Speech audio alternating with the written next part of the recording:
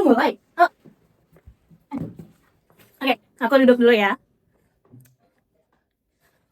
Jangan lupa, editor, ini dinding kita masih warna hijau. Tolong diedit ya. Kalau misalnya tidak bisa, tidak apa-apa. Tidak usah kita paksakan. Kita coba dulu yuk. 3, 2, 1. Halo semuanya, nama aku Mutiara Aisyah. Dan aku adalah salah satu founder dari Bimbel Teman Belajar. Aku juga mahasiswa S2 dari Universitas Bengkulu, jurusan Pendidikan Bahasa Indonesia. Dan aku salah satu duta bahasa tahun 2022. Jadi, kali ini aku ingin membahas mengenai cara menjadi kaya dengan highlight secara syariah. Kemarin, aku sudah ke Dinas Perpustakaan dan Kearsipan Kota Bengkulu.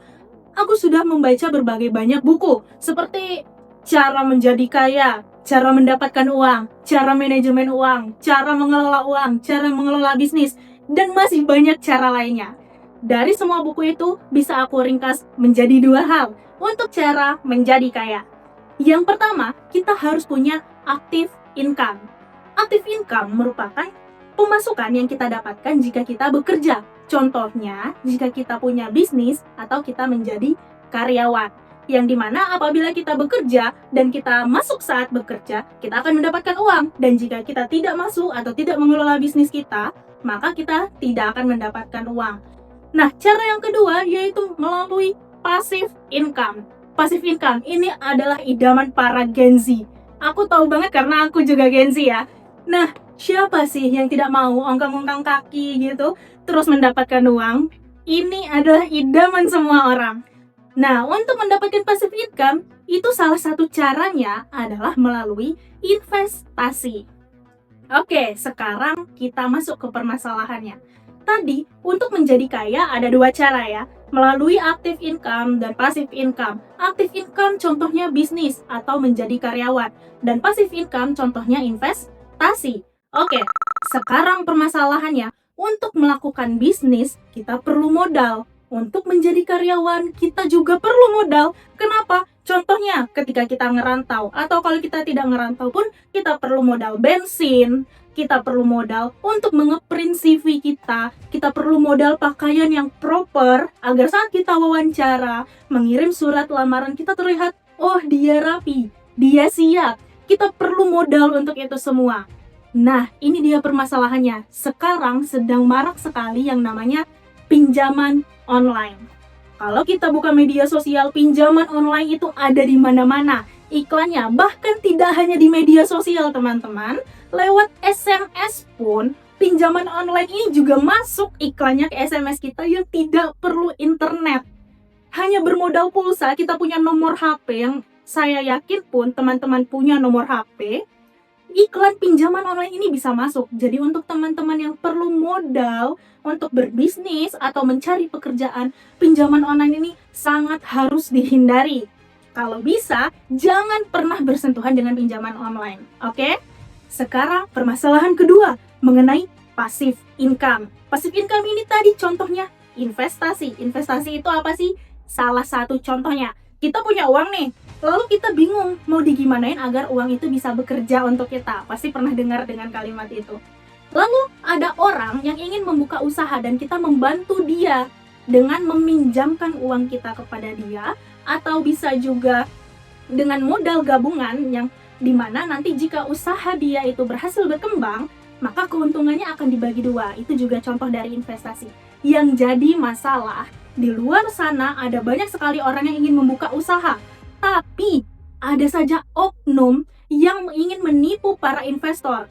Dia berjanji ingin membuka usaha, mencari para investor, lalu dia berjanji dengan iming-iming akan memberikan keuntungan yang sangat besar, contohnya 50%, 100% dalam waktu 1 minggu, 2 minggu, 1 bulan.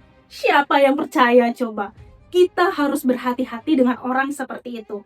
Nah, tadi ada 2 solusi untuk menjadi kaya dan ada 2 masalah juga untuk menjadi kaya ini. Lalu, bagaimana cara kita mengatasinya? Ini dia caranya, hanya satu, yaitu dengan literasi finansial. Sebelum kita lanjut, aku ingin meluruskan dulu mengenai literasi. Literasi, teman-teman tahu ya, literasi itu adalah kemampuan membaca, menulis, berbicara, dan mendengar. Namun bukan hanya itu, literasi lebih dari itu. Ada satu hal yang lebih penting dari literasi, yaitu kemampuan untuk berpikir. Jadi, literasi adalah kemampuan kita dalam berpikir dan mengolah informasi ketika kita membaca, menulis, berbicara, dan mendengar. Nah, dengan kemampuan literasi finansial, maka kita diharapkan mampu berpikir nih tentang finansial atau tentang keuangan yang berkaitan dengan cara kita menjadi kaya tadi. Sekarang bagaimana? Sudah paham teman-teman? Sekarang saya mau cerita sedikit pengalaman pribadi. Saya pun juga ingin ya menjadi kaya. Tadi ada dua cara nih, ada aktif dan pasif. Aktif, alhamdulillah saya sudah punya bisnis yaitu bimbel. Ya masih merintis sih, semoga bisa terus berkembang ya.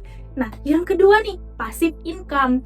Alhamdulillah juga sekarang saya sudah punya tabungan berupa emas, itu juga salah satu investasi. Tapi saya merasa masih kurang, saya ingin lebih kaya lagi, saya ingin lebih banyak pasif income lagi. Saya ingin belajar tentang investasi saham. Kemarin juga ketika saya datang ke Dinas Perpustakaan Kota Bengkulu, di sana saya menemukan sebuah brosur. Di brosur itu tertulis, ini jatuh brosurnya, investasi syariah. Saya penasaran dong, investasi syariah atau investor syariah, apa bedanya dengan investasi biasa? Disinilah saya meningkatkan kemampuan literasi finansial saya. Saya buka internet melalui ChatGPT atau Gemini, saya bertanya, apa perbedaan investasi pada saham biasa dan investasi pada saham syariah? Di sana saya menemukan dua perbedaan contoh garis besarnya. Yang pertama, melalui produknya. Melalui produknya, investasi pada saham biasa, itu mereka menerima segala jenis produk perusahaan yang dijual. Contohnya ada perjudian dan minuman keras. Nah, sedangkan pada saham syariah, mereka lebih memfilter, lebih memilih lagi produk perusahaan yang tidak sesuai dengan syariat Islam. Nah, lalu contoh yang kedua, itu perbedaannya pada manajemen keuangan. Pada investasi saham biasa, mereka menerima perusahaan yang memiliki pinjaman atau perbankan yang berbunga atau riba. Sedangkan syariah itu tidak menerima perusahaan yang seperti itu. Mereka akan memfilter perusahaan yang memiliki keuangan atau pinjaman yang riba atau berbunga.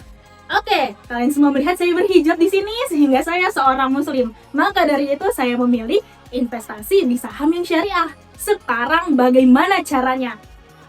Di sini tertulis, di sini jika kita lihat ada 5 langkah mudah menjadi investor saham syariah, dan itu mudah seperti kita sholat 5 waktu. Di sini juga 5 langkah. Yang pertama, pilih perusahaan efek yang punya standar SOTS. Yang kedua, buka rekening efek syariah. Dan yang ketiga, cek konfirmasi menjadi investor, lalu transfer uang untuk modal investasi. Dan yang kelima, unduh dan install SOTS. Jadi, bagaimana sekarang saya bisa menjadi investor pada saham syariah?